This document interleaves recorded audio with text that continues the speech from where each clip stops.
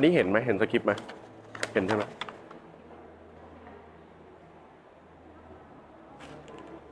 กราบสวัสดีแฟนเพจกระทรวงพาณิชย์นะคุณผู้ชมแล้วก็คุณผู้ชมทั่วประเทศเลยวันนี้ต้องบอกว่าเรามาอยู่ในอีกหนึ่งงานสำคัญเป็นงานที่จะยกระดับการค้าของประเทศไทยเนี่ยคุณผู้ชมไปสู่ระดับโลกวันนี้เราอยู่ห้องวิเทศสโมสรนะผู้ชมกระทรวงต่างประเทศแน่นอนว่าบรรยากาศตอนนี้บรรดาแขกผู้มีเกียรติรวมถึงผู้หลักผู้ใหญ่ในหลายๆกระทรวงเนี่ยคุณผู้ชมก็ทยอยเข้ามาร่วมงานต้องบอกว่าความสนใจของงานนี้คุณผู้ชมมันเป็นงานที่ผมบอกได้คำเดียวว่ามันจะเป็นการยกระดับการค้าครั้งสำคัญและคนที่จะมาฟังในงานนี้แน่นอนว่าสิ่งที่เขาจะได้รับกลับไปมันเป็นการยกระดับไม่ใช่แค่การค้าในภายในประเทศแล้วนะคุณผู้ชมแต่มันเป็นการค้าระดับโลกแน่นอนว่าปีนี้เป็นอีก1 ปีสำคัญคุณผู้ชมของการค้าไทยที่ต้องบอกว่าจะยกระดับคุณภาพยกระดับคุณภาพชีวิตยกระดับเรียกว่าของประเทศเราเนี่ยให้ไปไกลยิ่งกว่าเดิมตอนนี้ต้องบอกว่าบรรยากาศน่าสนใจมากคุณผู้ชมเดี๋ยวเรา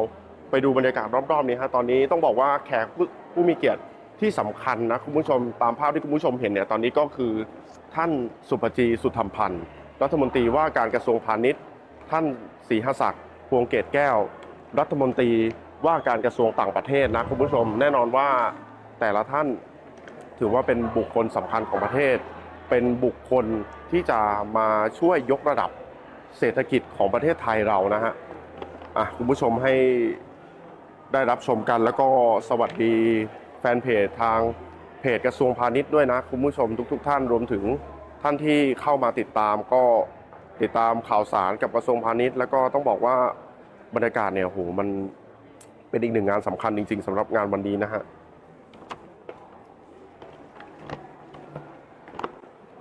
สำหรับงาน UNCTAD and Development เนี่ยคุณผู้ชมหรือว่า UNCTAD เนี่ยคุณผู้ชมต้องบอกว่าเป็นงานสำคัญที่จะทำให้ประเทศไทยเนี่ยกำหนดทิศทางการค้าใหม่ความอ่านและความเสี่ยงรอบด้านข้อค้นพบจาก TDR2025 สู่กรอบความมั่นคงและศักยภาพการแข่งขันระยะยาวตอนนี้บรรยากาศเนี่ยคุณผู้ชมผู้ใหญ่หลายๆท่านก็มีการทยอยเข้าไปในงานนะแล้วก็ต้องบอกว่าเดี๋ยวเราจะเกาะติดแล้วก็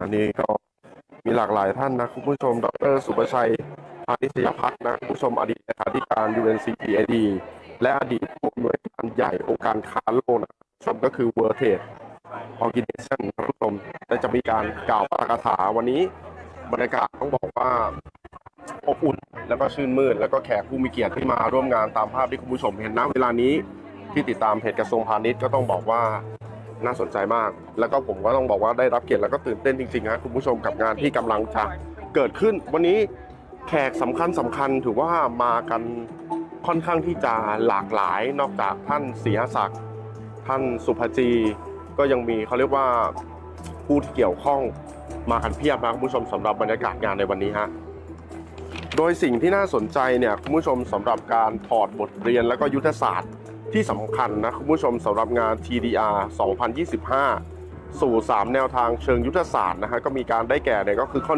1การกระจายตลาดมุ่งขยายความร่วมมือกับตลาดศักยภาพใหม่อาทิอินเดียและภูมิภาคแอฟริกาเพื่อลดความเสี่ยงจากการพึ่งพาตลาดหลักและเสริมความยืดหยุ่นของโครงการการค้านั่นเองนะข้อ2เนี่ยคุณผู้ชมก็คือการพัฒนาและปรับปรุงความตกลงการค้าเสรีให้สอดรับกับเศรษฐกิจดิจิทัลโดยเฉพาะกรอบดิจิทัลอีโคโนมิกเฟรมเวิร์กอะกรีเมนต์และการส่งเสริมเศรษฐกิจสร้างสรรค์เพื่อให้ประโยชน์ทางการค้ากระจายอย่างทั่วถึงส่วนข้อที่3เนี่ยก็คือการเสริมสร้างความสามารถด้านการเงินเพื่อรองรับความผันผวนของการเงินโลกซึ่งรายงานเนี่ยชี้ว่าการเปลี่ยนแปลงนโยบายอย่างฉับพลันในประเทศขนาดใหญ่ส่งผลให้ประเทศกำลังพัฒนาเผชิญต้นทุนการกู้ยืมสูงขึ้นและความเสี่ยงจากภาระหนี้สะสมนั่นเองนะคุณผู้ชมอันนี้บรรยากาศก็จะเป็นท่านสุภจีนะฮะแล้วก็ท่านศรีหศักดิ์มีการพูดคุยแล้วก็ทักทายกับบรรดาแขกผู้มีเกียรติที่มาร่วมงานในวันนี้ฮะ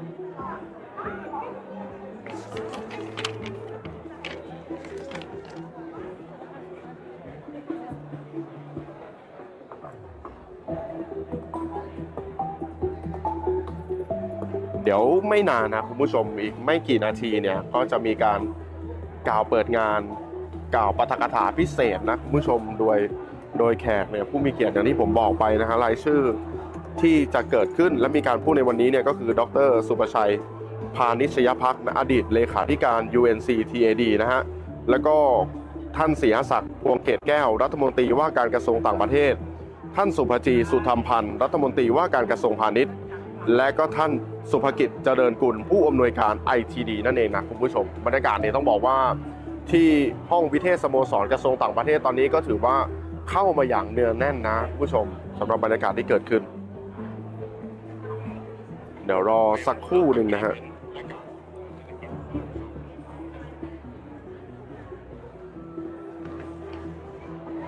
อันนี้ก็เป็นท่านดร.สุภชัยพานิชยภักดิ์นะครับคุณผู้ชมถือว่าเป็นอีกหนึ่งบุคลากรที่สำคัญและก็หลายๆท่านเนี่ยน่าจะรู้จักและก็คุ้นเคยเป็นอย่างดีนั่นเองครับนี่ส่วนอีกท่านหนึ่งที่คุยกับท่านดร.สุภชัยเนี่ยคุณผู้ชมก็ท่านศรีหศักดิ์พวงเกตแก้วนั่นเองฮะ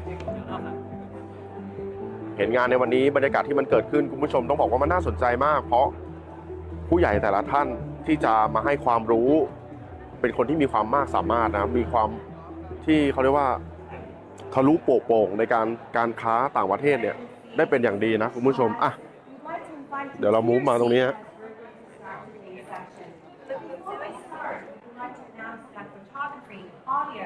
and video recording will be conducted around this event. By participation, attendees acknowledge that their image, voice, and related personal data may be processed by the International Institute for Trade and Development, or ITD. คุณผู้ชมตอนนี้ก็ต้องบอกว่าแขกผู้มีเกียรติเนี่ยเข้ามาในงานค่อนข้างที่จะเต็มห้องวิเทศสโมสรแล้วนะคุณผู้ชมก็อย่างที่ผมบอกวันนี้ก็มีผู้หลักผู้ใหญ่แล้วก็แขกผู้มีเกียรติเนี่ยเข้ามากันอย่างเนืองแน่นเดี๋ยวคุณผู้ชมเนี่ยอีกสักครู่หนึ่งก็จะได้รับชมในการปาฐกถาพิเศษนะคุณผู้ชมไม่ว่าจะเป็นจากท่านศรีหศักดิ์เควีครับ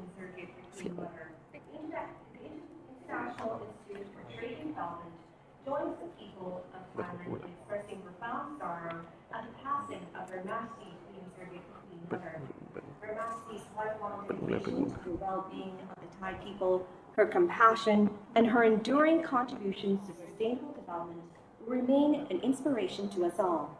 We respectfully invite all distinguished guests. คุณผู้ชมเดี๋ยวรอบรรยากาศสักครู่นะช่วงนี้เป็นช่วงเริ่มเปิดงานนะคุณผู้ชมก็วันนี้เนี่ยหลังที่คุณผู้ชมได้เห็นเนี่ยก็จะเป็นช่วงพิธีไว้อะไรนะ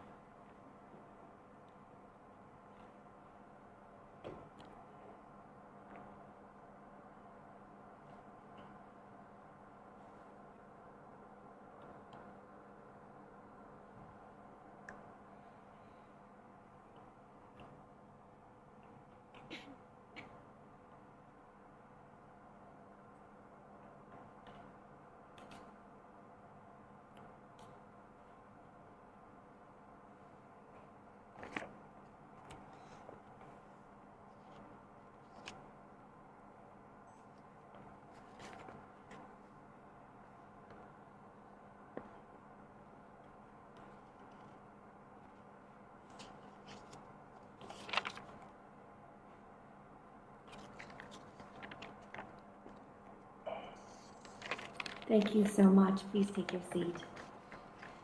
Your Excellencies, distinguished speakers, ladies and gentlemen, good afternoon.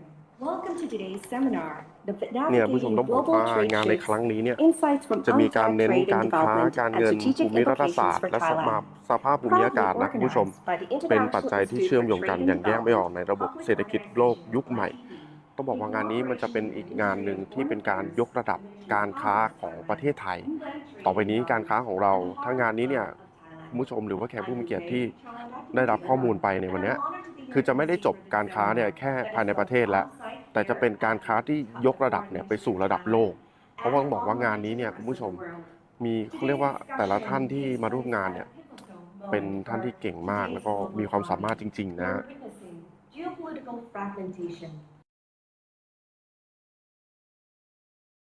We are witnessing geopolitical fragmentation, supply chain reconfiguration, and uneven growth patterns that are reshaping trade and development worldwide.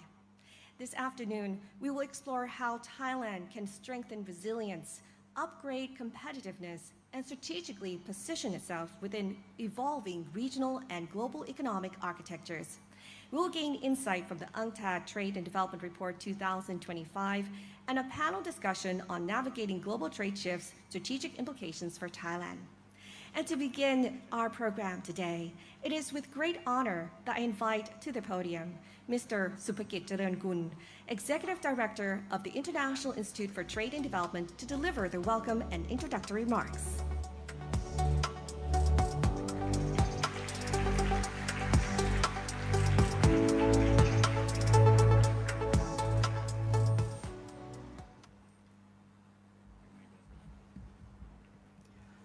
His Excellency Dr. Supachai Panishpak, former Secretary General of UNCTAD, former Director General of the WTO, and former Deputy Prime Minister and Minister of Commerce of Thailand, His Excellency Mr. Sihasak Phuong Ket, Minister of Foreign Affairs of Thailand, Her Excellency Mrs. Supaji Suthampan, Minister of Commerce of Thailand, Your Excellencies, Ambassadors, distinguished guests, ladies and gentlemen, good afternoon and Swadee Krab.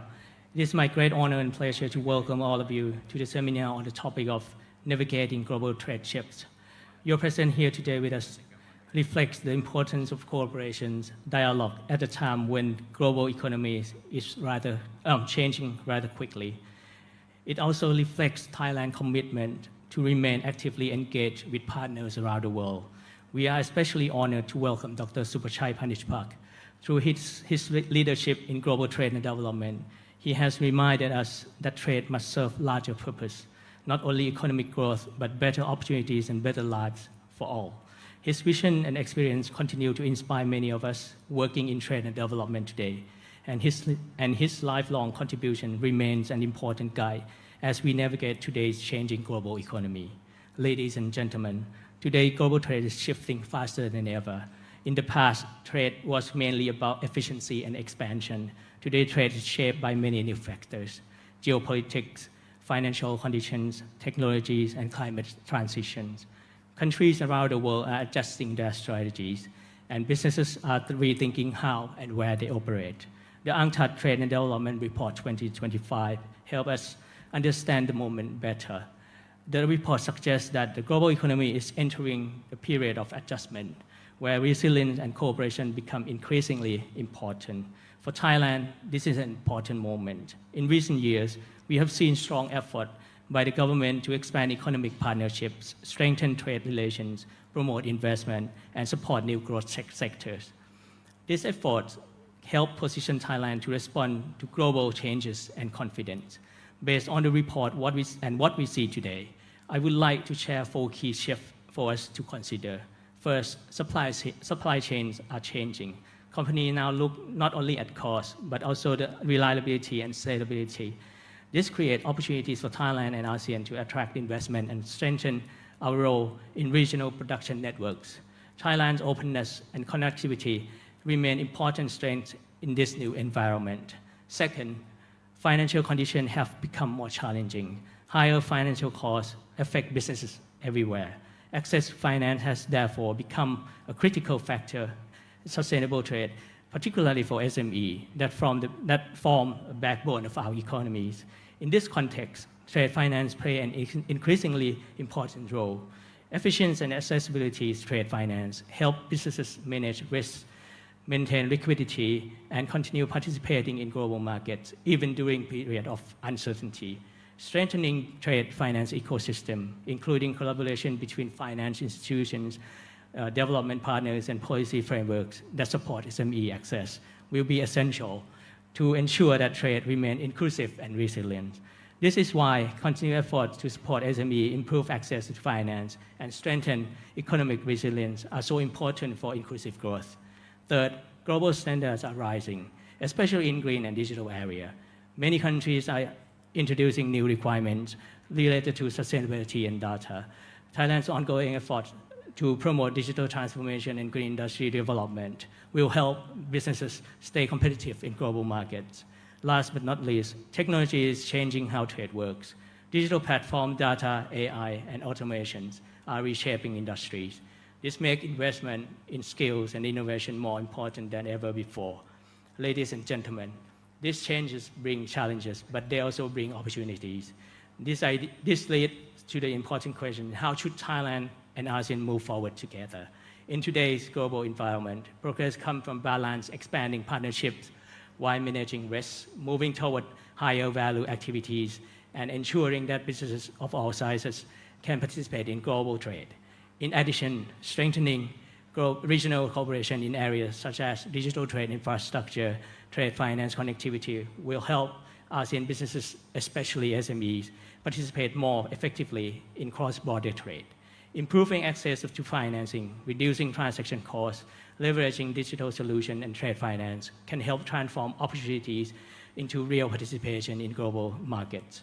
The digital and green transition are also reshaping competition. With the right preparations, this development can become opportunities for Thai businesses to strengthen their position in global markets. And at the same time, stronger connectivity and closer cooperation within ASEAN will remain essential. Because when ASEAN moves forward together, the region becomes more resilient, more competitive, and better prepared for the future.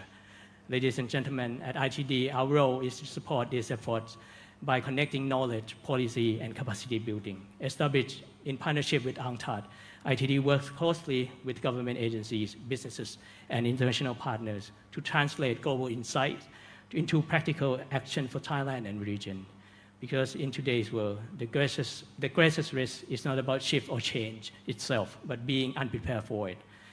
Progress requires confidence, cooperation, and shared sense of directions. Today, Thailand moves forward with strong foundations, active leadership, and trusted partner across global community. By continuing to work together, government, private sector, academia, and international partners, we strengthen trade as a driver for growth, opportunities, and shared prosperity. Through cooperations, we build stability, support businesses, and create opportunities that benefit our people and our region. Thailand has long served as a connector between regions, markets, and ideas. This role remains important as we continue to strengthen openness, partnership, and mutual trust in the global trade system. Let us continue working together to ensure that trade remains open, inclusive, and beneficial for all.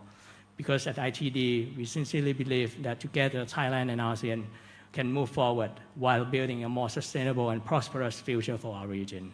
Once again, allow me to thank you, His Excellency Dr. Supachai Panishpak, His Excellency Mr. Singhasak Pongkekal, Her Excellency Mrs. Supaji Sutampan, and Your Excellency Ambassadors for honoring us with your presence today. Your presence truly means a great deal to us. I would like to thank all speakers, panelists, participants for being part of this important event. And finally, I would like to express my appreciation to the Ministry of Foreign Affairs, the Ministry of Commerce, UN Trade and Development, and the Harvard Club of Thailand for their support in making this event possible. Thank you very much. ขอบคุณครับ ขอบคุณมากค่ะ Thank you so much คุณสุภกิจค่ะ for starting off this afternoon seminar. And as mentioned, definitely collaboration is key. And when you talk about trade, there needs to be collaboration with everyone here in the room, I'm sure. And so diplomacy is crucial when it comes to global trade. It's vital to gain insight on Thailand's diplomatic insight on navigating a more fragmented and strategically complex global landscape. So please join me in welcoming the next speaker. It's a great honor indeed to have His Excellency Mr. Singhasak Pongkekal, Minister of Foreign Affairs of Thailand, deliver the opening speech.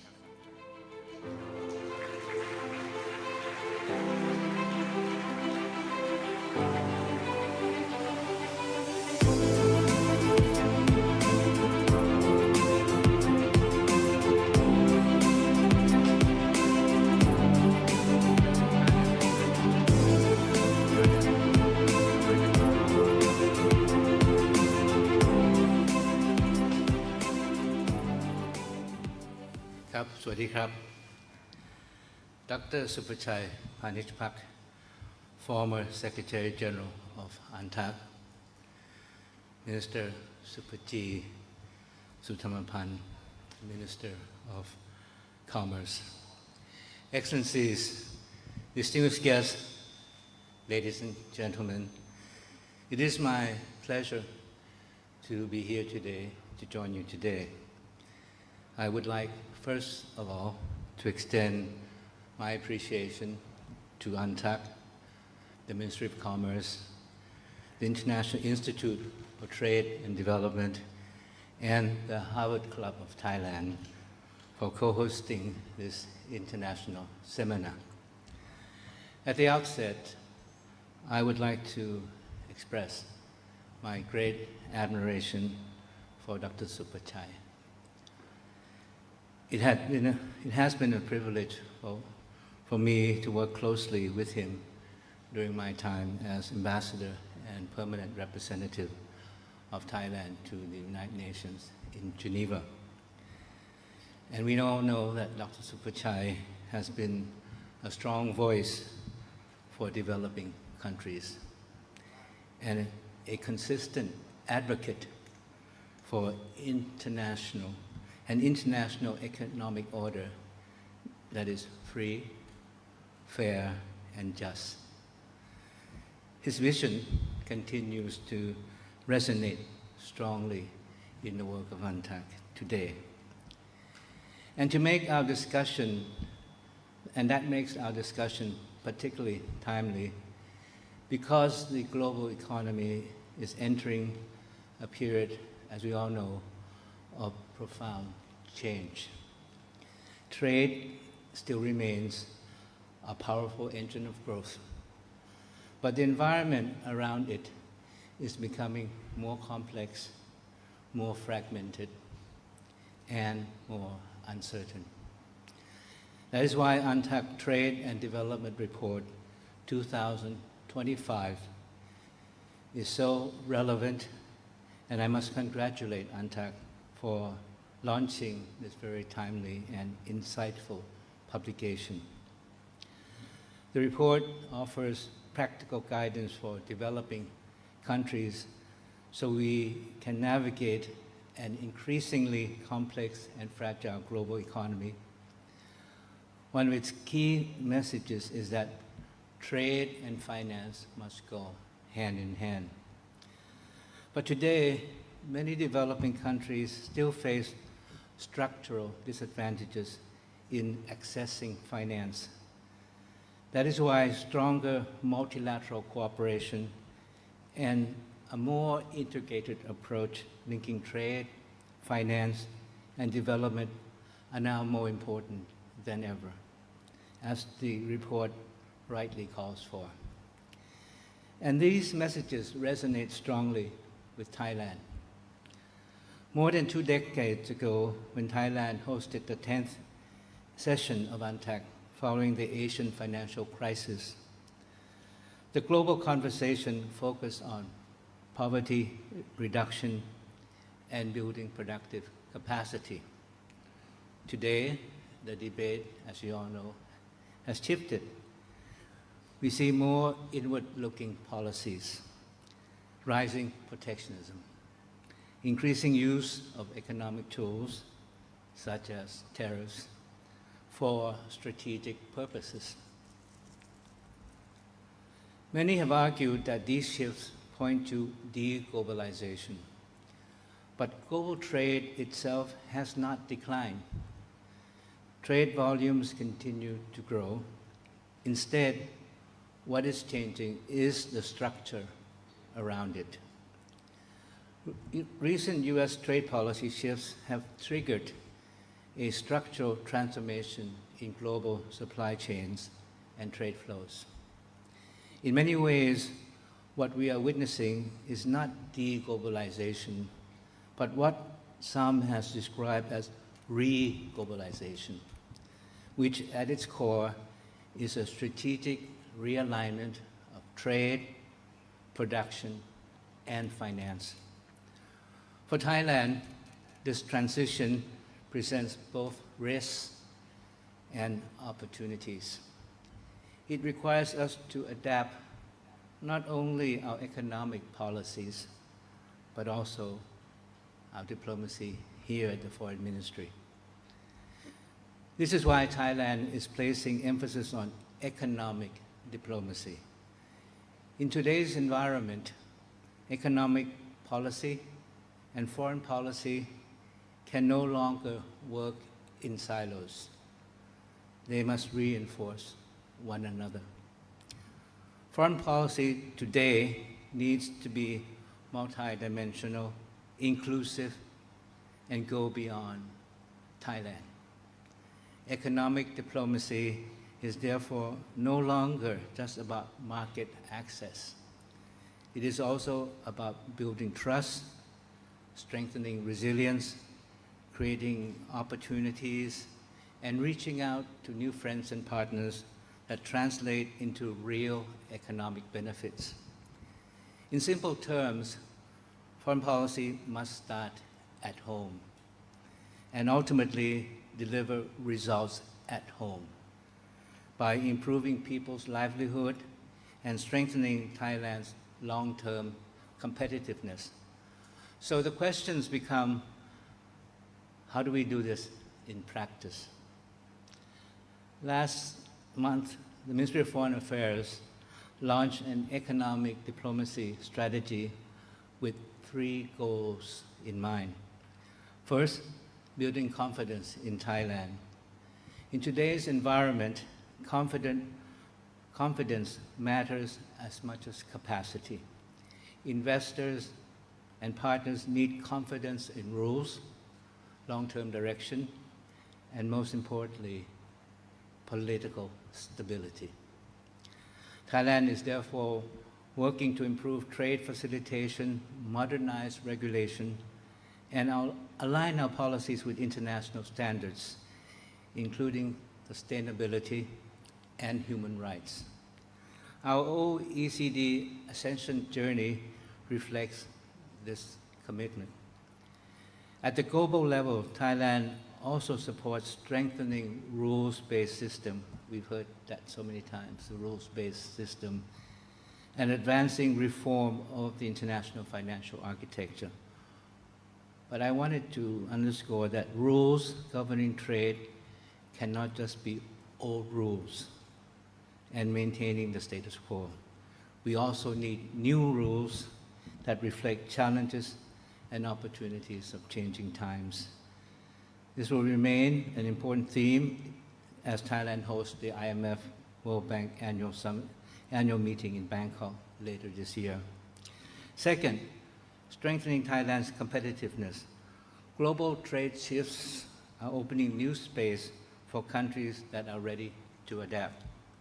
In this context, Thailand's vision is to remain a reliable, forward-looking partner in the evolving supply chains. Our embassies and consulate around the world are now being mobilized to actively engage investors and partners to open doors for Thai SMEs and startups and to connect Thai businesses with new opportunities. At the same time, we are investing in future industries, including digital economy, aviation, and logistics, medical and wellness services, biotechnology, and robotics, while strengthening skills and human capital. Third and last is enhancing collaboration and partnership. The UNCTAD report reminds us that fragmentation carries real costs. No country can manage global shifts alone.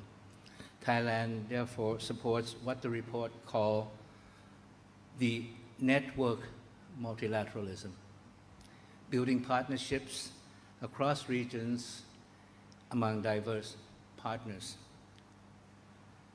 We, on our part, are expanding engagement with South Asia, the Middle East, Africa, and Latin America, including through our Thailand Africa initiative.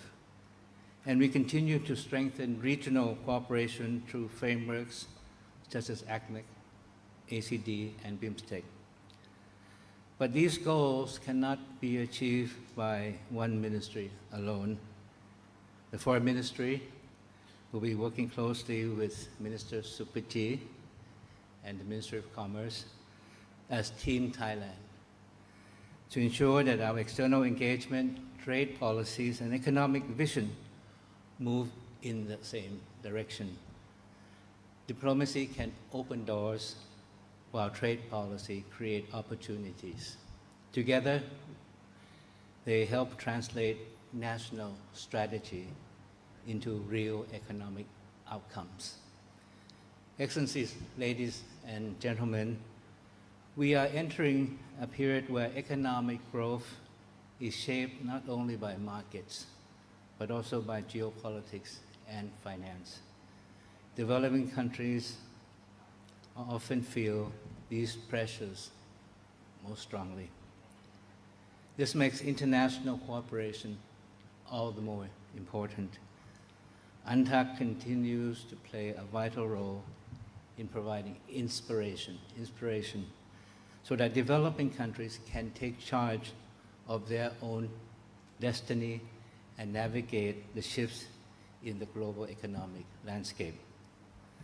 But with less than 5 years remaining to achieve the SDGs and with a significant financing gap still to close, we do not have time to lose.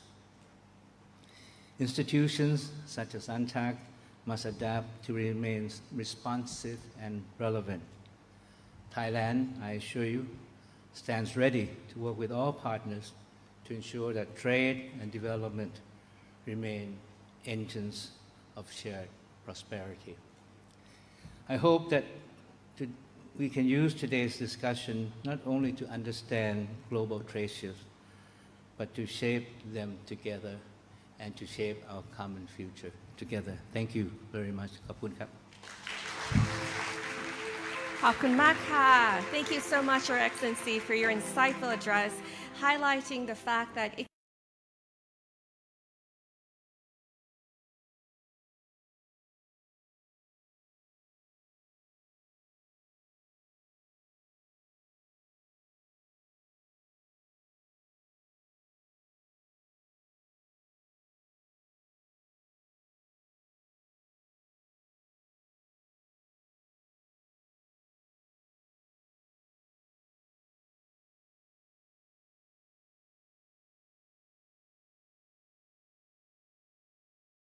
Commerce of Thailand to deliver her opening speech. Please welcome her to the stage.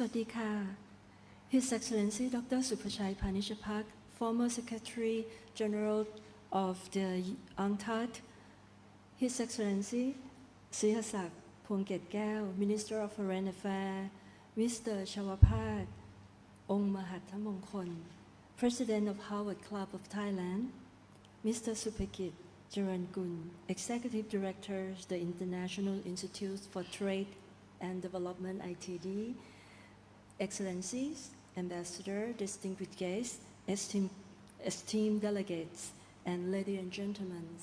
It is actually my great honor to be here with you today with a very important milestone of sharing the insight of the studies that the ITD has created together with UNCTAD of the report for 2025.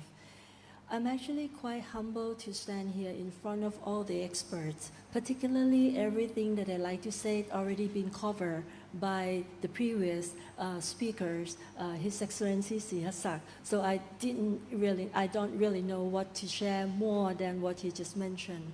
So I probably like to reiterate that to work together as Team Thailand is very important this day because the world has been shifted and changed.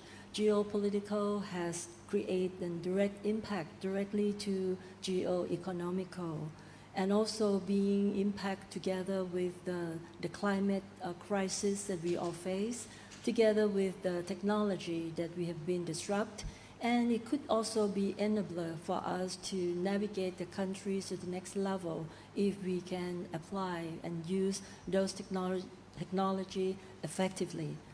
So all these forces that's put together has shape and the country's positions to be a little bit different, I could say, than the previous time. Trade becomes very vulnerable. We need to position ourselves quite carefully on this kind of environment. And as His Excellency Sihasak already mentioned about the trade policies and also foreign policy that has to be together, it is something that we need to also understand where will be our position. While there's actually a lot of, I could say multipolar sort of world order right now, and it's become more extreme in polarization. So therefore, we actually been forced, all the country has been forced to trying to position ourselves well in this kind of environment. So therefore, Thailand has to also position ourselves well as well. While we need to also place focus on regionalization, which is actually become more and more important, because as a country we cannot stand alone. We actually have to work hand in hand closely with our strategic partner, with all the regional partners, particularly in this region, ASEAN, I would say that. So therefore, as regionalizations become very important, at the same time, we also need to identify what would be our unique position in order for us to stand out in terms of how we could be the selected trade partners to everyone. So when we discuss about trade, it becomes, the trade policy, it's not about us and the other countries that we're talking to. We actually have to identify where would be the mutual benefit that the two countries can work together in the new supply chain. Because everyone could probably know very well that there is actually a lot of trade diversion right now. Many countries trying to find the new strategic partners. We also the same. So we need to identify what would be the area that we can identify of the mutual benefit, mutual agreement to the countries that we are discussing with. So therefore, we can be part of the puzzle or the jigsaw that is very important, that we can fulfill the supply chain for that particular countries that we work with. So trading is not about sell to the country, but it could be sell with and sell through. Like, there's some, countries that we have a lot of, the trades deficit with. There's also a lot of countries that we also have a very positive, the trade balance. So therefore, if we only look into us, between the two countries, it's going to be very important or very difficult for us to continue to increase our trade volumes to that particular country. But if we can identify the area that we could be, in the joint benefit area, we can also become a very good, important part in the puzzle or jigsaw to that particular countries that we can help in terms of their supply chain. So that is actually something that we need to identify and work with. And when we look into, the country like Thailand, we can also identify that we actually position ourselves as for the geographically as the heart of Asia. People, when they're going to trade, through us because we're actually in the middle of ASEAN and Asia. So therefore, we need to utilize those as our key advantage. And besides that, there would be a lot of policy that we need to relook into in order for us to provide convenience to people and the investor who look for investment in the country to feel that they have find convenient, transparency, and all those, the skill that is required in order to fulfill those applications of investment requests that has been put into the country. And I'm actually quite pleased to see that last year we have seen a record high in terms of the request for investment in the country through the application for investment promotion. As you probably can see from the statistic, last year, the whole year, we actually have about 1.8 trillion baht as the requirement for the application of investment promotion to the country. And quite nicely, if you look into that particular figure, you will see that there's quite a lot of industry that's going to help us to shape ourselves to the new S-curve for the country. For example, we have seen quite a lot of investment requests for the data center, AI-related investment, the advanced technology like advanced semiconductor, like new generations of automotive, also in biotechnology, also in the future food processor. So all those are very key industry that would help us position ourselves to the next level of the new S-curve. So all of that 1.8 trillion baht for the investment request for application for investment promotion under BOI privilege, all of those, about 1.35, 1.36 trillion baht is actually foreign direct investment, which is actually something that would help us to navigate ourselves a little bit further.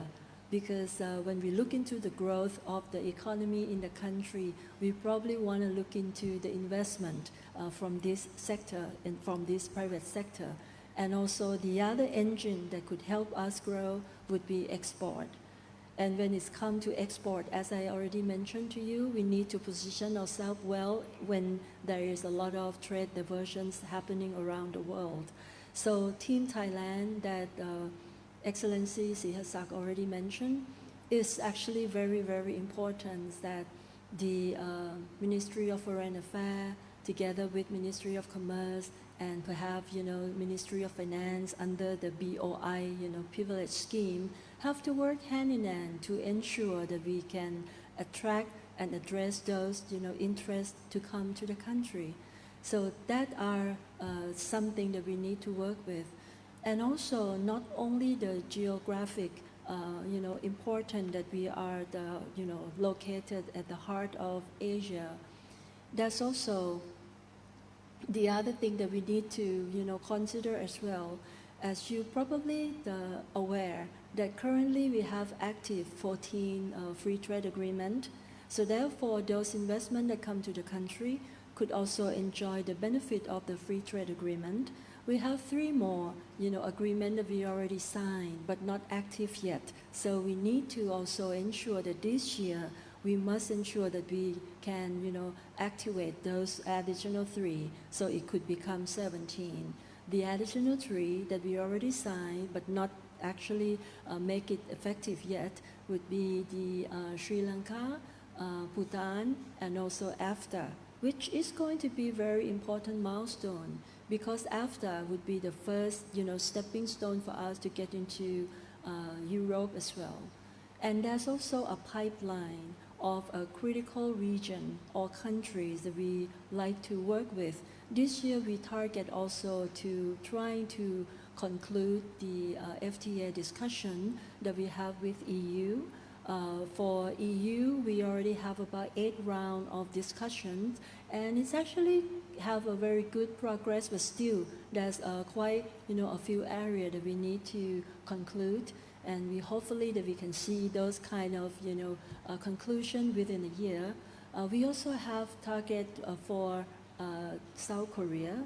We also have the discussion ongoing with Canada, directly with Canada, although Canada has also the multilateral discussion with ASEAN as well. But there's also a connection that we like to also connect with them directly as well through the direct FTA with Canada. But all in all this FTA that we're talking about, be it that we already signed, we're about to make it effective, or the futures that we're going to sign, it has been signed in a different time, timeline. Some, of the FTA have been signed for more than 30 years, but trade, dynamic or trade landscape has been changed quite a lot, as you also know. So what we need to do is also to try to harmonize the FTA that we already signed. Whatever that's signed, a few decades ago, we need to revisit and see whether that is still relevant to today, particularly some of the new area. For example, digital trades. This is also something that's very, very critical.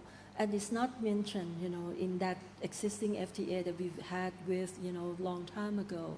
So to me, this is actually something that is not just that we have FTA active in the country.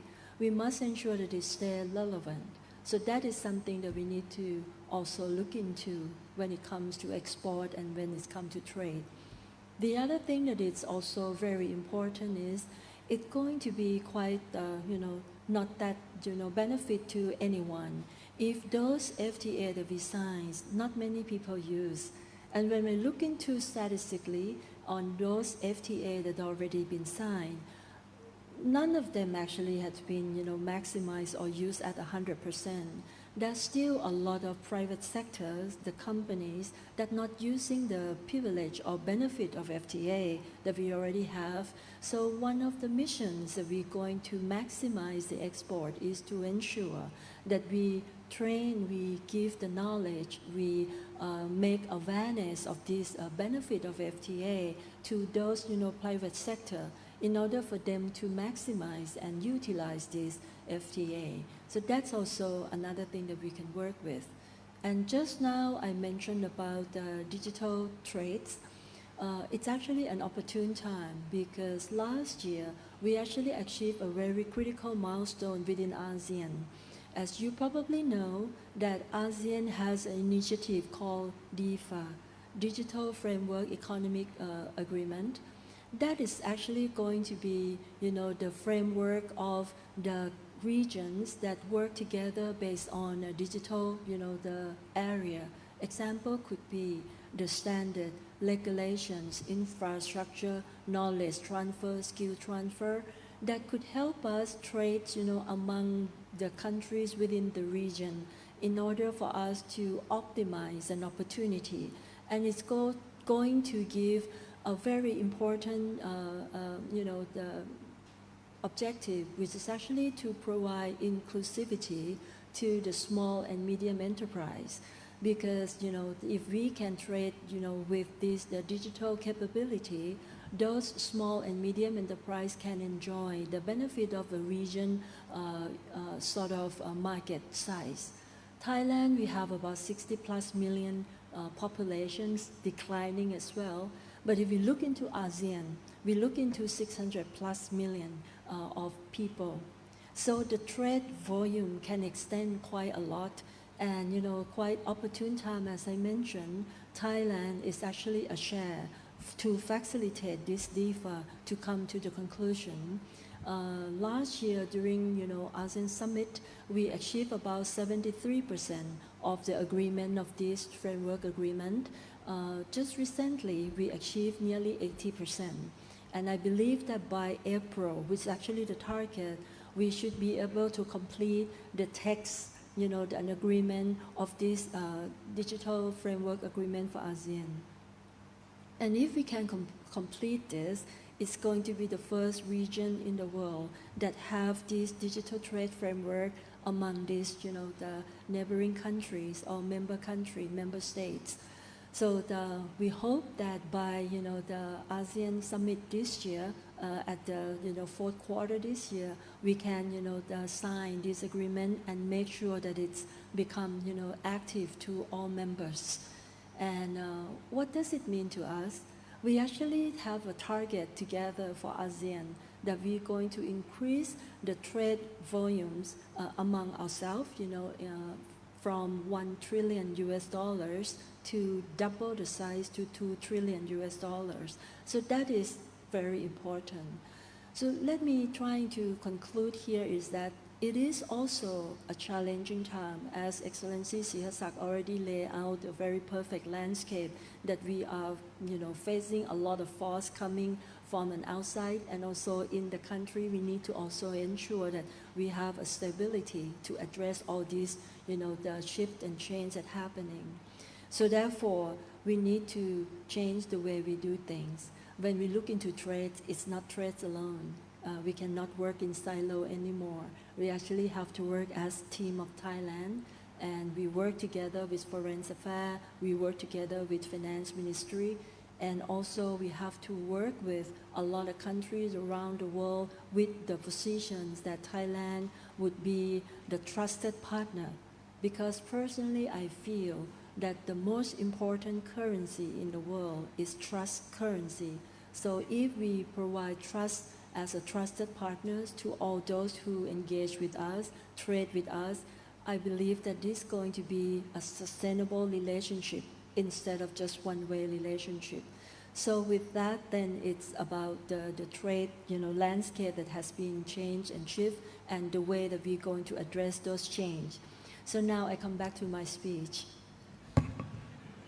So I would like to reflect that the importance of today's seminar for the Ministry of Commerce is that it is truly an unmissable event, and I can ensure that it is actually a very important event, that the world is changing rapidly, as I already mentioned, and we have identified synergies in the Trade and Development Reports 2025 that align with the goals that Ministry aspire to achieve, is to remain an ally to all, guided by the 4 principles: openness, inclusiveness, mutual respect, and mutual benefit.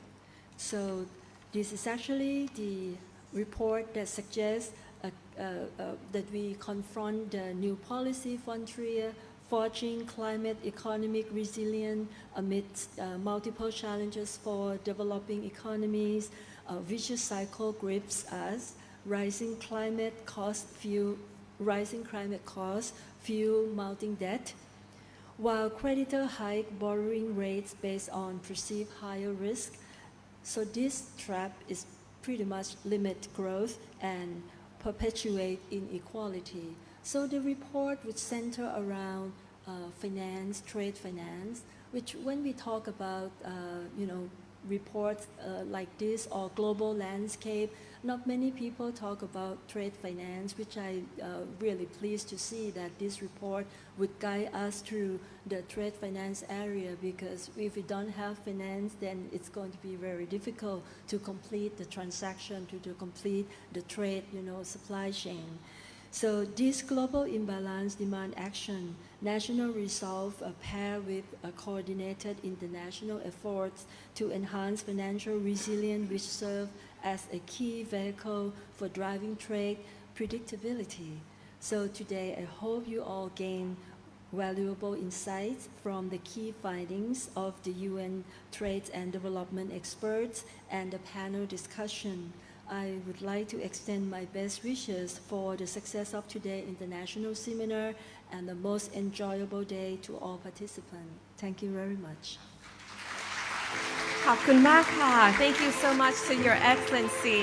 We have much indeed gained insight from you as well as the Foreign Minister in terms of how we do not stand alone, but actually we can identify our unique position with mutual benefits with our neighbors, whether it is in ASEAN or beyond. We now move on to the keynote address titled Beyond Globalization, Rethinking Trade, Finance and Development. In a fragmented and rapidly evolving global environment, as we mentioned earlier, this keynote will provide a forward-looking reflection on how trade, finance, and development must be rebalanced in what many describe as the post-globalization era. Please join me in welcoming our keynote speaker to the stage, His Excellency Dr. Supachai Panichapak, former Secretary General of UNCTAD, former Director General of the World Trade Organization, and former Deputy Prime Minister and Minister of Commerce of Thailand.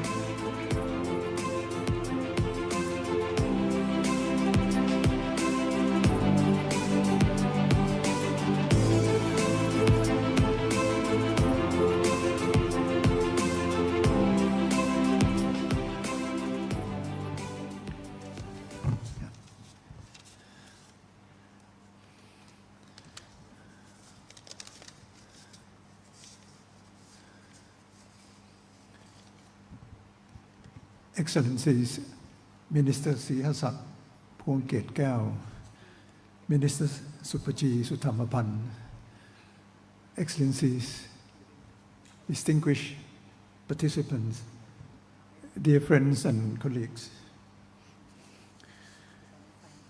I have to start off by expressing something which might not be always part of our launch of TDR, is that today's occasion is a very special one,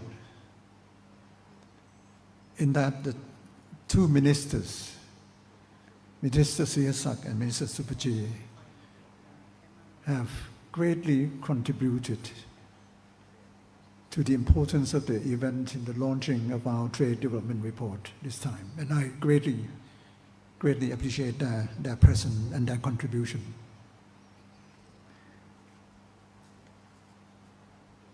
Both ministers have said what needs to be said. What Minister Sihasak said covers the real area of work actually for the global diplomacy, which is economic diplomacy.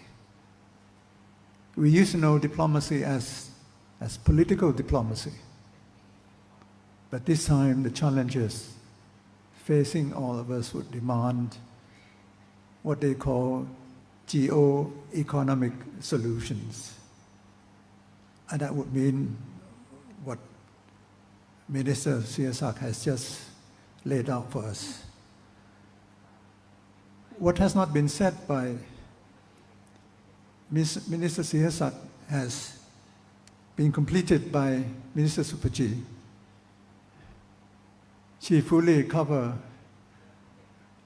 the whole trade areas, which I'm very impressed by the breadth and length of areas that Minister Supaji has covered. And she mentioned two things that I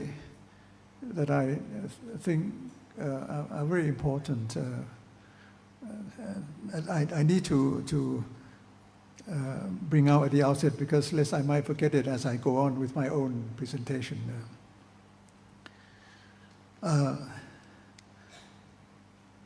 Minister Supaji mentioned trade diversion. This is now the order of the day. Diversion, diversities, friendshoring, reshoring. Minister Sihasak mentioned reglobalization. We had quite a number of meetings talking about that in the past couple of years. As people were talking about deglobalization, we try to stem the tide of deglobalizing by saying that no, this is just not a return to the old days of fragmentation, but just a change of course. And change of course can still mean that we can still doing globalization work, but better today than in the past. Second thing that Minister Supaji mentioned that is very important is the inclusion of the digital framework in our agreement. Because as we all have to cope with the digitalization of our economies, we have both hopes and fears. Hopes that digitalization will lead us to more efficiency in the way we work, more connectivity. Actually, it will lead to more globalization. The metric, one metric of globalization is connectivity. And digital connectivity will mean that we will be connected every second of the day. And so, rightly mentioned by Minister Supaji that it needs to be included in any FTAs that are coming, and for the archaic FTAs that have been long in existence, it is needed that we include the DIFA. Before I go on, I also have to thank Minister Sihasak for being so nice to me in saying nice things about me when I was in Geneva. But in fact, I'm very pleased to have had the opportunity to work with Minister Sihasak when he was the Thai ambassador there. And I think at one time also representing the group of G77 and China as well, I think. And at the time that Minister Sihasak, at that time, Ambassador Sihasak was working in Geneva, I was having a lot of difficulties with the work with, not with UNCTAD, but with some membership of the UNCTAD. Because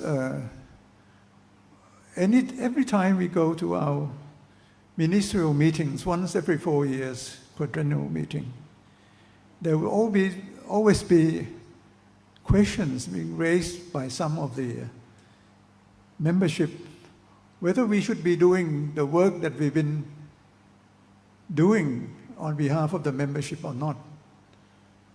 In those days, it was around 2010 and 12, something like that.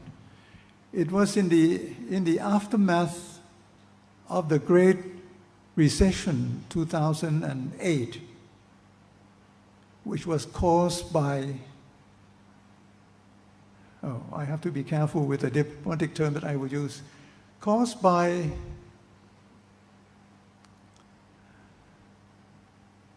imprudent supervisory framework for financial institutions in some economies. The financial collapse that has been caused by the Great Recession in 2008 has caused great sufferings. Maybe not so for the more advanced economies, but for those of us that live in a less privileged world, in lower income economies, there was a lot of suffering. Because while we were doing greatly, particularly in Africa in those days with globalizing trends and doing export and imports, going through a purple patch, there was a break in that patch with the Great Recession. And UNCTAD and I took it upon us, we took it upon us to try to dissect the causes and consequences of what happened and try to report to our membership and to the world. But we were not actually encouraged by some of our members. I don't have to mention whatever names of those days, but I had difficulty in trying to forge together certain agreements for our quadrennial meetings. And in that particular year, it was I think in Doha, somewhere in Doha. It was very difficult, and I need a lot of support from Ambassador Sihasak with his group of G77 and China in those days to be able to go through and to be able to arrive at the kind of conclusion and agreement that we have done. So just sorry for the digression, but I think it's important to say that, because what we are confronted with at this time of the day probably will look new and unprecedented to some of us, but I would say that we have gone through several circles of this kind of distractions from the main roads of globalization. I mean, if you have read Lord Keynes writing about globalization in the years before the First World War, before 1914.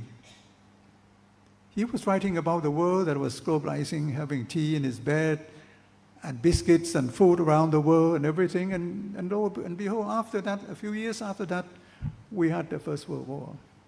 So I give this information to you in the beginning so that we would not be daunted by what we see as challenges facing all of us. But I do feel I have great feelings, I mean, not really sympathies, but I think people like our two ministers here, the leaders of countries, policy makers, this is not a normal time, and the challenges facing them are massive, And if they are predictable, it will be one thing. But what we are facing at the moment are unpredictable challenges, unpredictable, unforeseen, all kind of uncertainties, volatility, and everything, as two ministers have already alluded to. So I do feel much for them, and that's why I'm very pleased that our own country, we have these two ministers, outstanding ministers, dedicated ministers working for us, really capable of facing up to all these challenges. So I'm very pleased to see this and to be able to listen to them, what they just said. I will have 3 more points to make, and I think I will do it quickly because after all the things that have been said, I don't need to repeat all this, but just to give you some of the, to me, my own conclusion as to the things that we confronted with, how we going to do that. Is it going to be an existential threat? Does the World Trade Organization function? Will it survive all these challenges and the trends of all the ruptures around them? I will have 3 points to make. One about the resilience of all of us, that we need to bring up the quality of resilience. The second point of how trade will need to be going to a reconfiguration, how it's going to be done and in what ways. I might not have all the solutions, but I give a certain direction.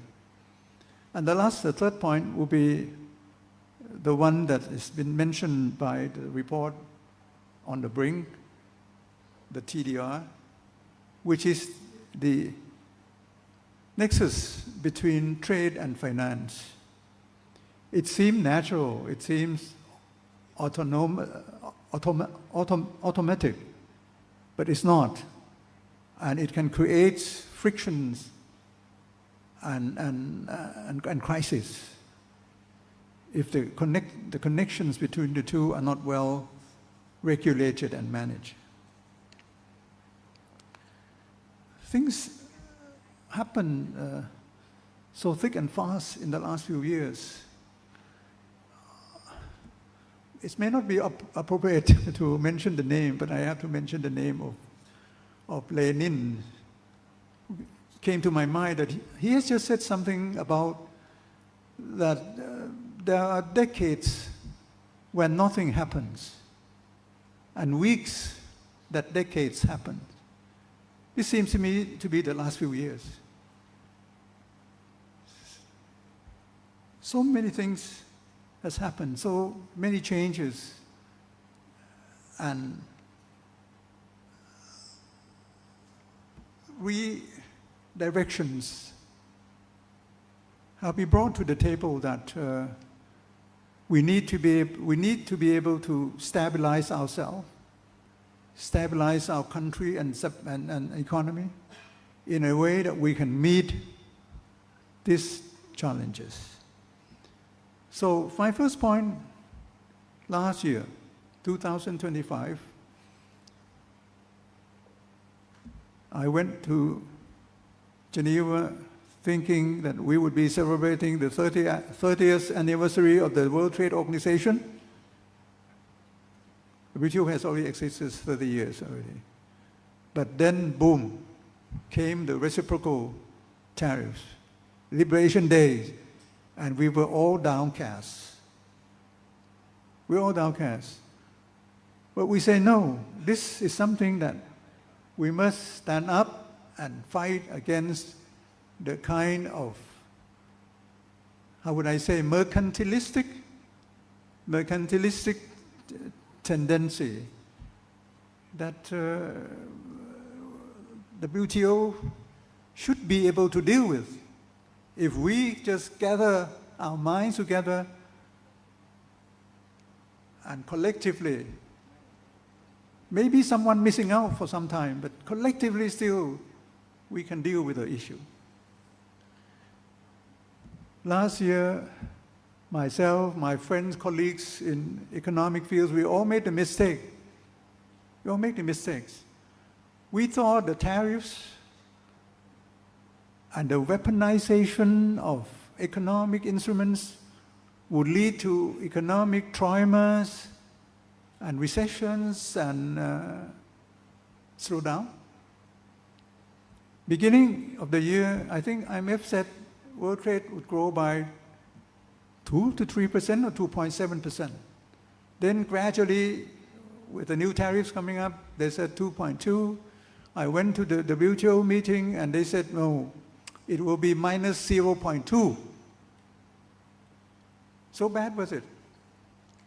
But lo and behold, I think last year we ended up with the trade expansion globally around 3 to 2%, as mentioned in the report.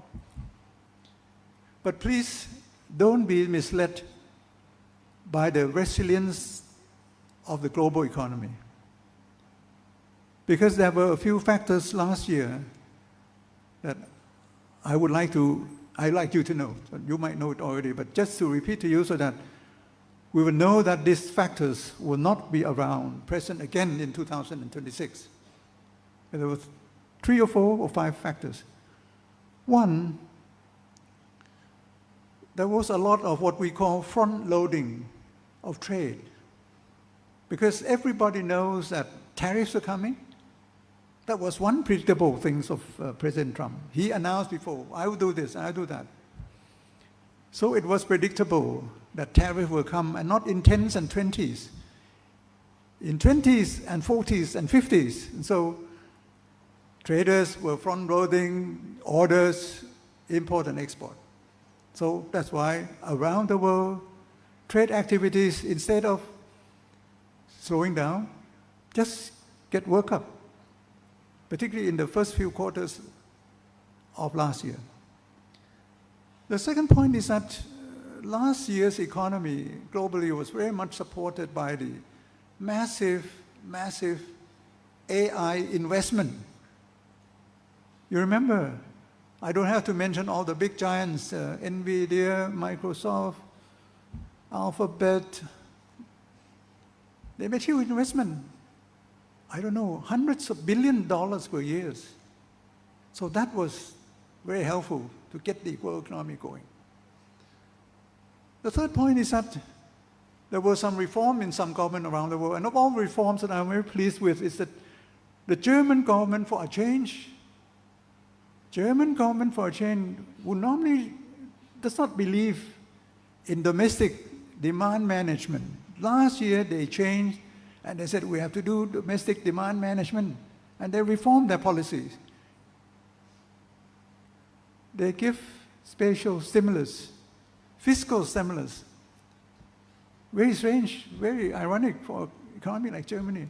And that was helpful because Germany was reflating economy in the face of recession.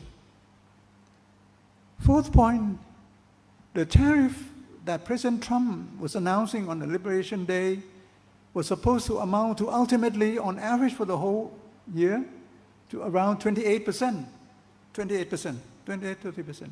What it came down to, the real increase, the real tariff rates that were applied was only 18%.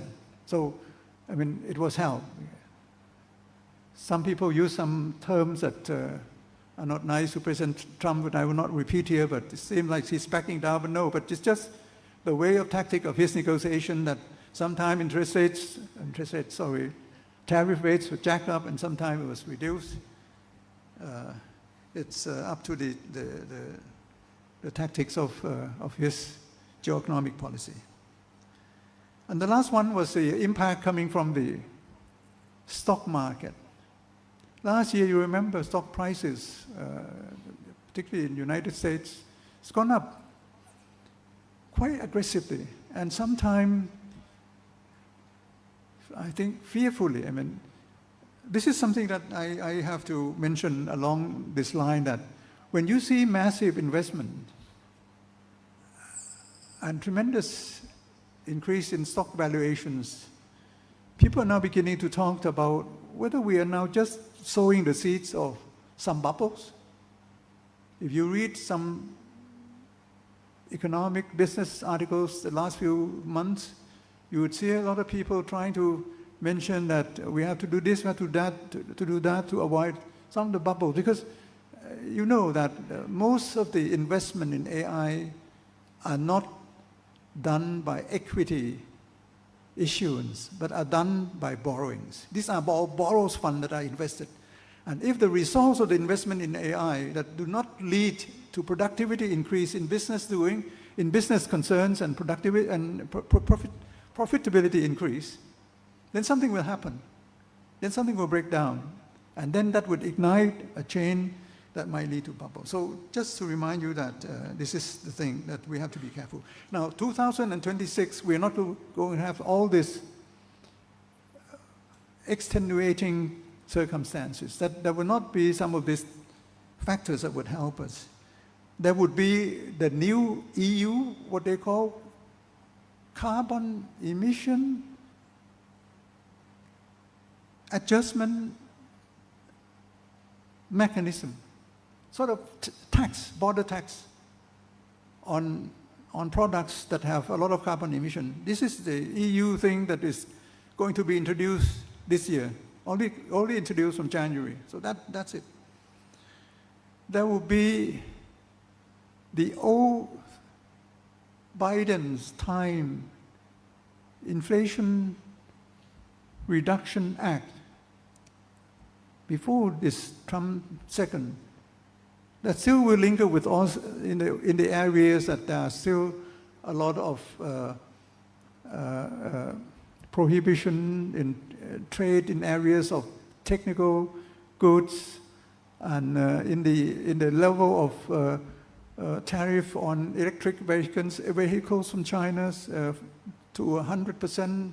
So all this and the lag effects from the tariff increase from last year will materialize in 2026. So, I mean, in the report of UNCTAD, it mentions also that this year we might see some moderation in the way that the global trade and income growth might be going through.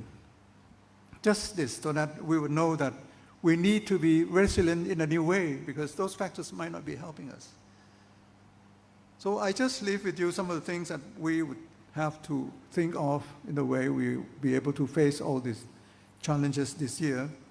That at least we would have to be able to bring up our own effort, strengthen our own resilience from inside the country.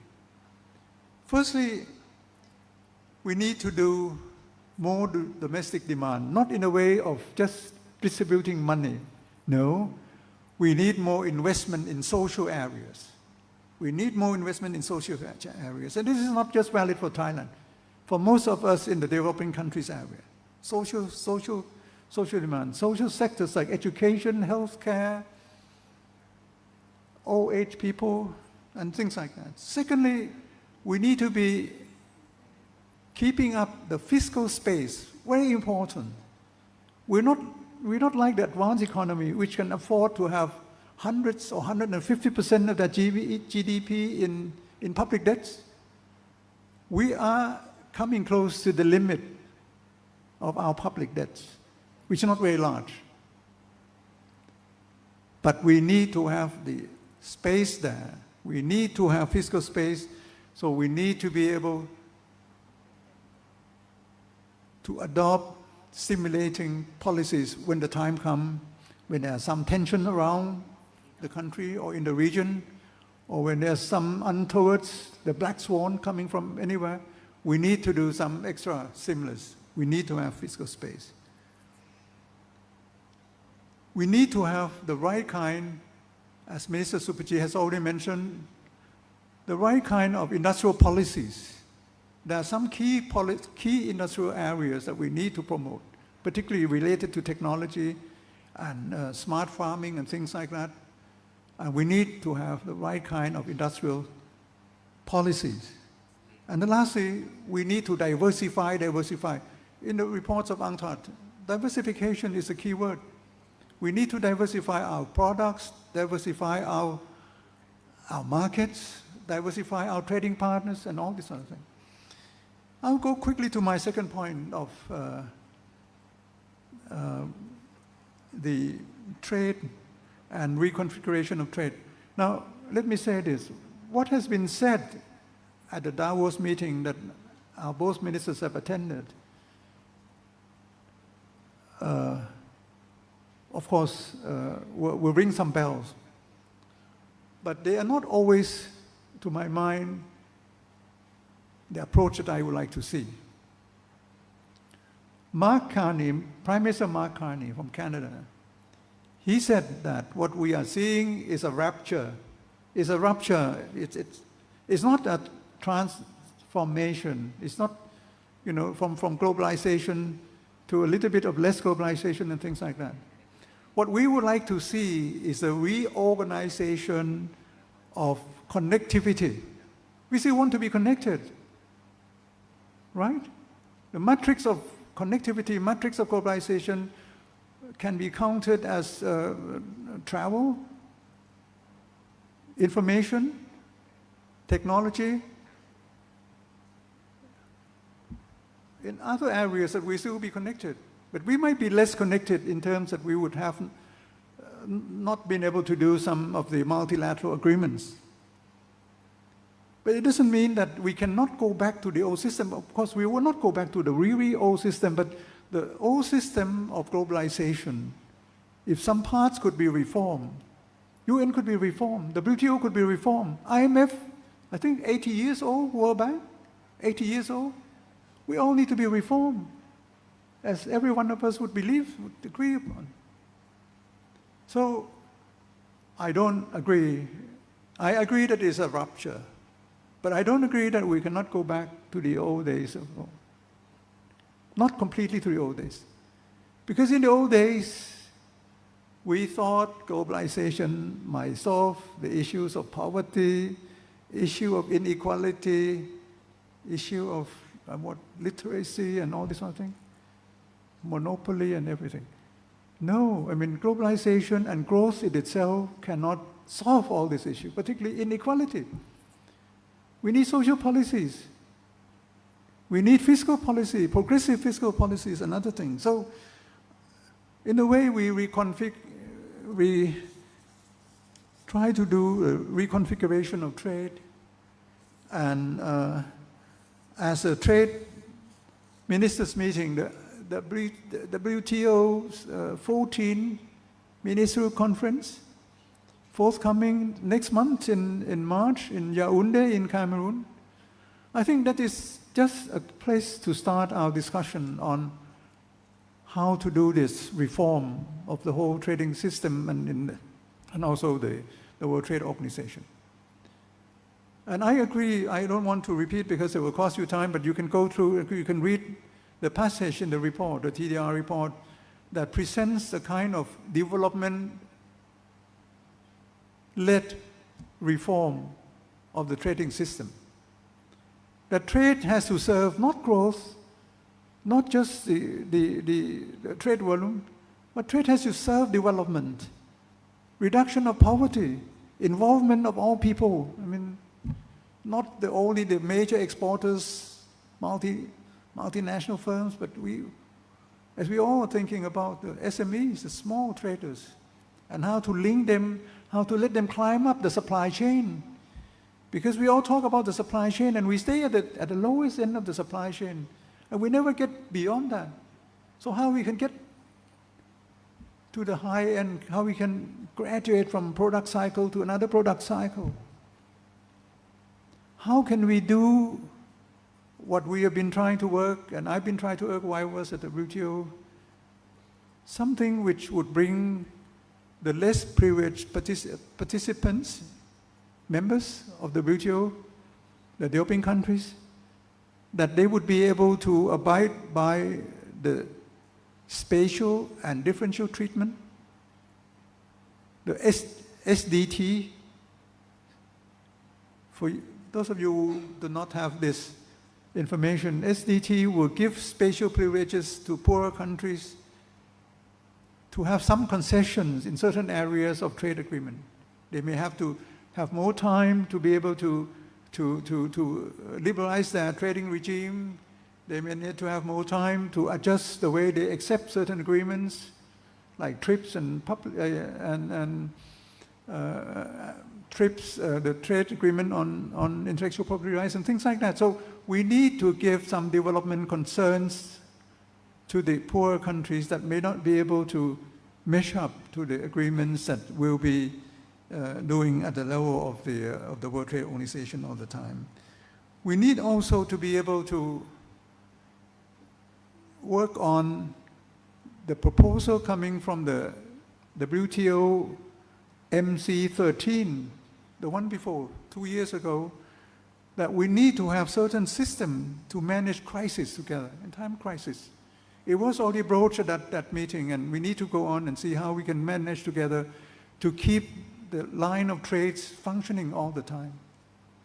The supply chain can be moved, maybe, but then still alive, like we did during the time of COVID. We need to be able to work on what Minister Supaji has already mentioned, networked multilateralism. I have said many times we have to be able to manage multipolarity without multilateralism well. We have to be able to manage that. Multipolar world is a fact of life. Multilateralism is something we cannot leave behind. We need it. Although some of my colleagues have been saying that we're now going to live with multilateralism -1. I said I would keep to multilateralism minus. So, but the rest of us will have to go on and try to manage with a rule-based system. I like what the other day the EU president of the Commission President Ursula von der Leyen, she came out and she said something which I have to quote her. It was at the end of the trade deal between EU and India, between the second largest and the fourth largest trading nation in the world. It's one of the largest trade deals ever in this world. And she said, we deliver the mother of all trade deals, the mother of all trade deals.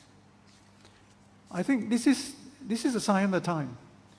We are going to see more of this kind of a mega trade deals, and the one that has been proposed or mentioned by Prime Minister Mark Carney the other day was between EU and CPTPP. That's something which is maybe a little bit far-fetched, but I think it's an idea that we can work towards. EU with CPTPP. And for me, CPTPP with RCEP, if RCEP and CPTPP can be merged together, or if the original APEC proposal, Chinese plus APEC proposal of the Free Trade Area of Asia and Pacific, FTAAP, that was something also as a mega deal. So this will be a new reconfiguration, localization of the trade deals, but at a more global, multilateral level. The last point that I would like to make on finance and trade. Well, everyone knows trade, finance, it's a Siamese twin. The concern that this report raised is something that we should be aware of. In that, while we are working very hard on trade agreement, trying to shore up food prices in the way that food-producing countries can earn their living from selling farm products. At the same time, we need to be able to manage the mechanism of finance that will be fed into the network of trading system, particularly for commodities, and food commodities are very important in that. Because why? Because traders these days, the major one, commodity traders today are becoming more and more, I would call, like shadow bank. You remember shadow bank from the days of the 2008 Great Recession? The shadow banks that produce a lot of securitization of loans and derivatives, so much so that nobody knows what's happening.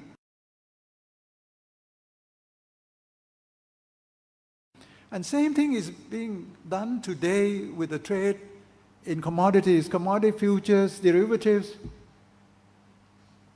just to make sure that they maximize their financial gains in the areas of financialization of trade, not to allow countries that live on their exportation of food commodities.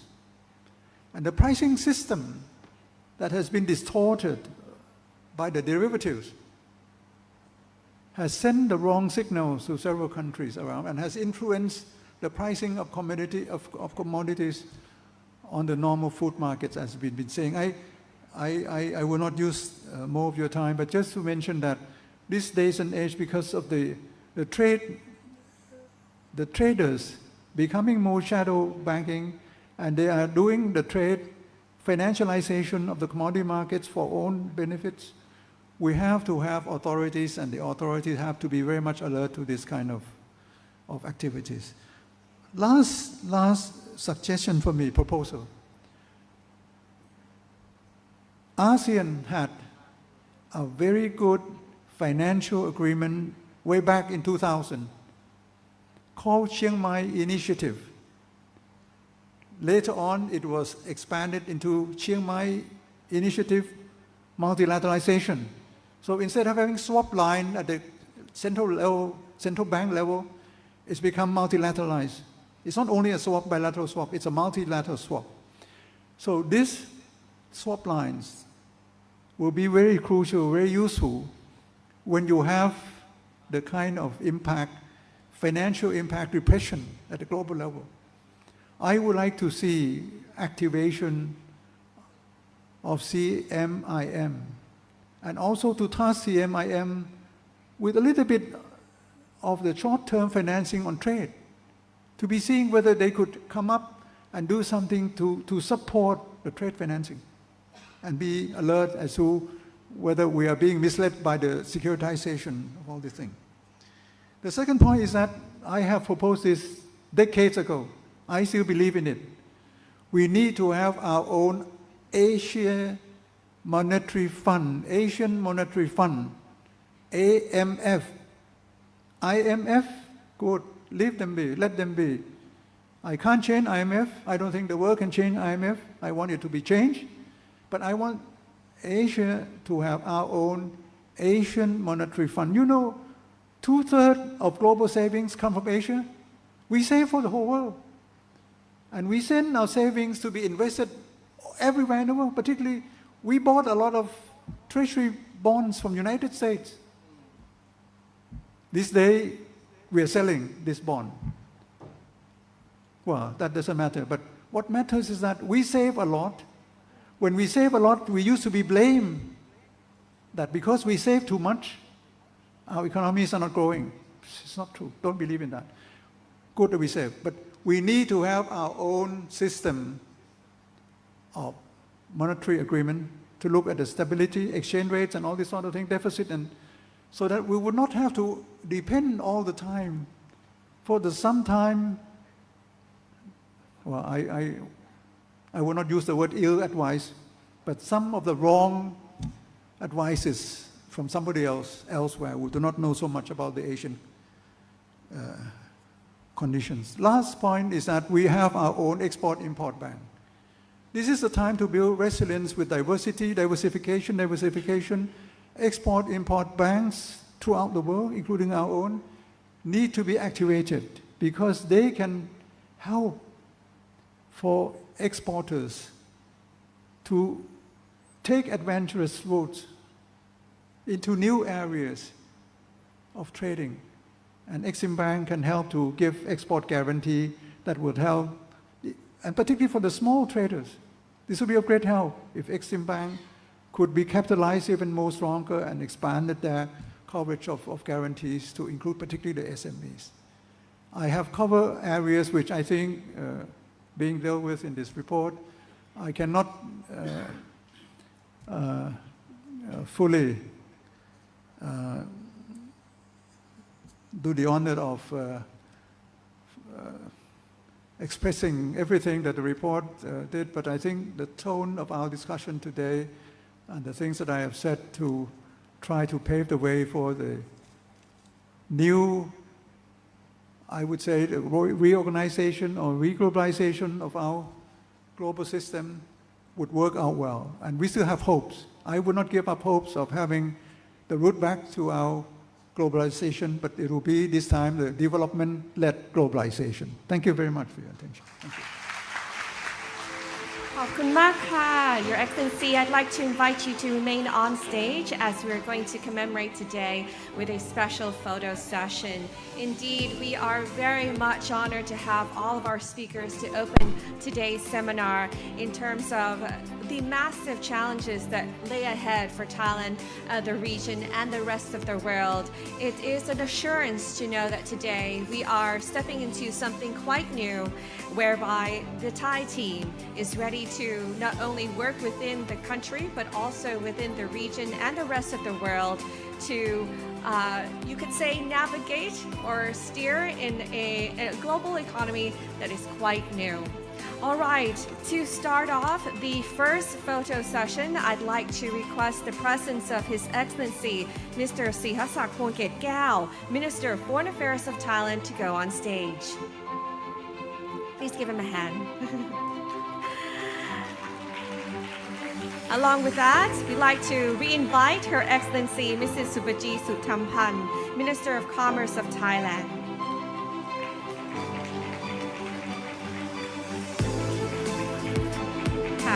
Along with Kun Wishawat Isara Pakdi, Vice Minister, Ministry of Foreign Affairs.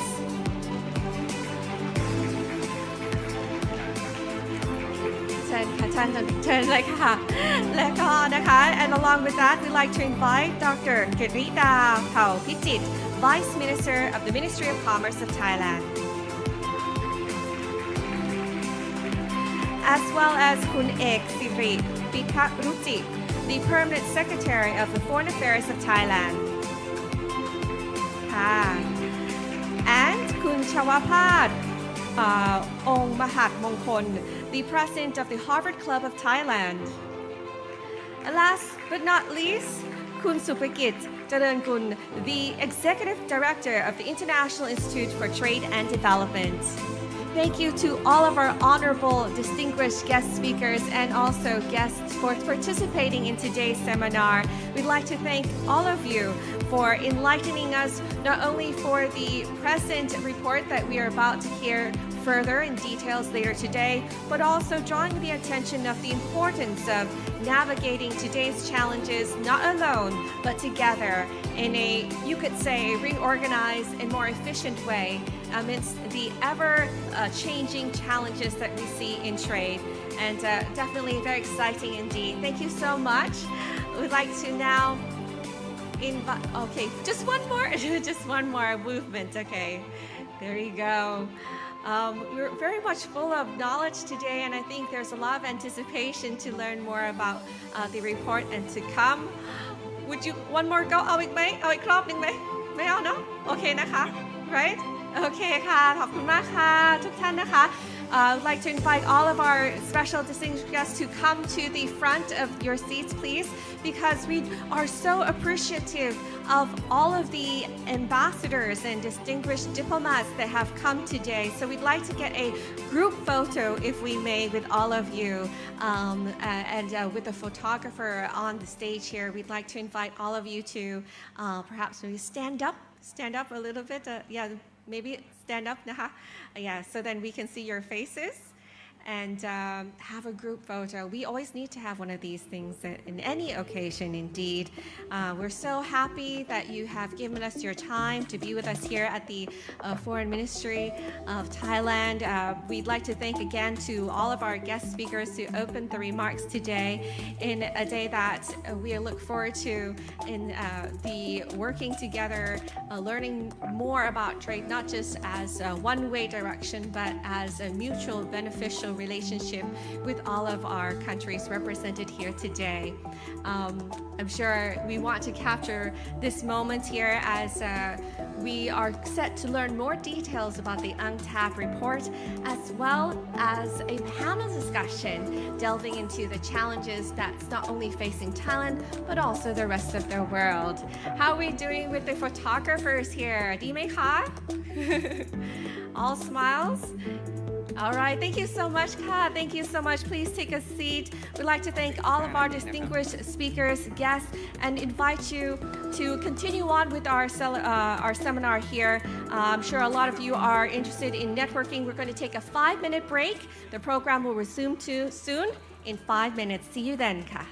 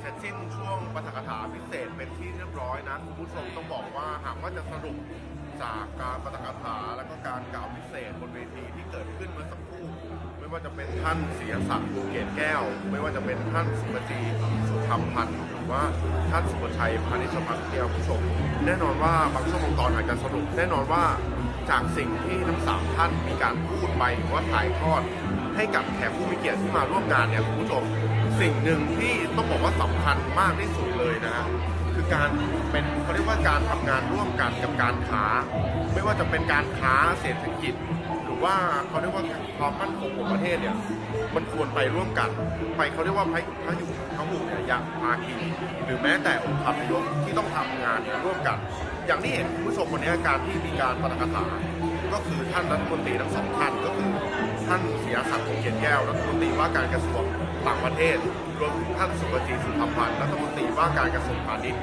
แน่นอนว่าเป็นการจับมือร่วมกันคุณผู้ชมคือการค้าขายทุกวันนี้มันไม่พอหรอกนะแค่ว่าการค้าขายในประเทศไทยแต่มันต้องมีการค้าขายเนี่ยเริ่มต้นที่ประเทศไทยไปยังบริบทเนี่ยก็คือต่างประเทศกระทรวงพาณิชย์ของเราเนี่ยแน่นอนว่าคุณผู้ชมก็มีการอัปเดตเรื่องการเขาเรียกว่าการยกระดับการค้าขึ้นไปเรื่อยๆแล้วก็อยากให้คุณผู้ชมทุกท่านได้ติดตามเราไปดูบรรยากาศช่วงท้ายกันหน่อยนะคุณผู้ชมต้องบอกว่าตอนนี้บรรดาแขกผู้มีเกียรติแล้วก็ผู้หลักผู้ใหญ่เนี่ยก็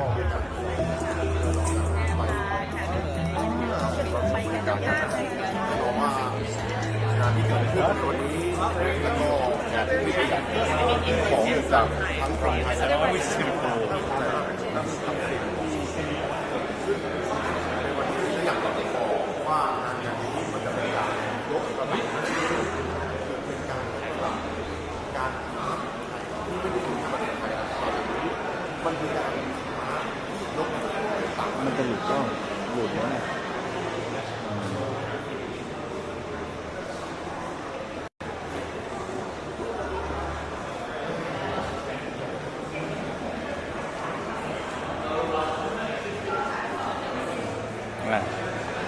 ผู้ชมนี่ก็คือบรรยากาศที่เกิดขึ้นนะที่ห้องพิเทศแน่นอนว่าบรรยากาศวันนี้ผมมันชื่นมื่นและแน่นอนว่าแขกผู้เกียรติที่มาได้รับข่าวสารได้รับข้อมูลรวมถึงผมเนี่ยที่เป็นแบบในฐานะที่เราเป็นสื่อแล้วก็มาฟังกับงานที่เกิดขึ้นแน่นอนว่าอย่างที่ผมบอกนะคุณผู้ชมว่าการค้าของประเทศไทยมันจะไปไม่ได้ถ้าเราเนี่ยไม่ควบคู่กันไปหลายๆองค์คาพยพหลายๆพหุภาคีเนี่ยหากไม่ทำงานร่วมกันไม่จับมือกันเนี่ยผลักดันกันไปข้างหน้าอย่างที่ภาพที่เกิดขึ้นวันนี้มีทั้งท่านศรีหศักดิ์วงเกตแก้วที่เป็นรัฐมนตรีว่าการกระทรวงต่างประเทศมีท่านสุปจีสุธรรมพันธ์ที่เป็นรัฐมนตรีว่าการกระทรวงพาณิชย์แน่นอนว่ามันมีการจับมือกันคุณผู้ชมในด้านของการทูตการค้าและเศรษฐกิจมันต้องควบคู่กันไปและผลักดันกันไปให้ประเทศไทยของเราเนี่ยคุณผู้ชมขึ้นไปอยู่แถวหน้าของการค้าและเศรษฐกิจโลกอย่างที่ผมบอกย้ำเสมอคุณผู้ชมว่าการค้าของเราเนี่ยมันไม่ควรอยู่แค่ในประเทศไทยแต่มันควรเป็นบริบทที่ออกไปต่างประเทศวันนี้ไลฟ์สดของเรากระทรวงพาณิชย์นะคุณผู้ชมก็ขอบคุณคุณผู้ชมทุกท่านมากที่เข้ามาติดตามและอย่าลืมฮะกดติดตามเพจกระทรวงพาณิชย์ทุกแพลตฟอร์มเพื่อที่จะได้รับข่าวสารเนี่ยของกระทรวงมีการอัปเดตสินค้ามีการเขาเรียกว่าอัปเดตการค้าในปัจจุบันว่าณปัจจุบันกระทรวงพาณิชย์เราเนี่ยมีการทำงานที่ส่วนไหนบ้างมีนโยบายหรือว่ายุทธศาสตร์งานอย่างไรบ้างวันนี้ขอตัวลาคุณผู้ชมไปก่อนนะฮะสวัสดีครับผม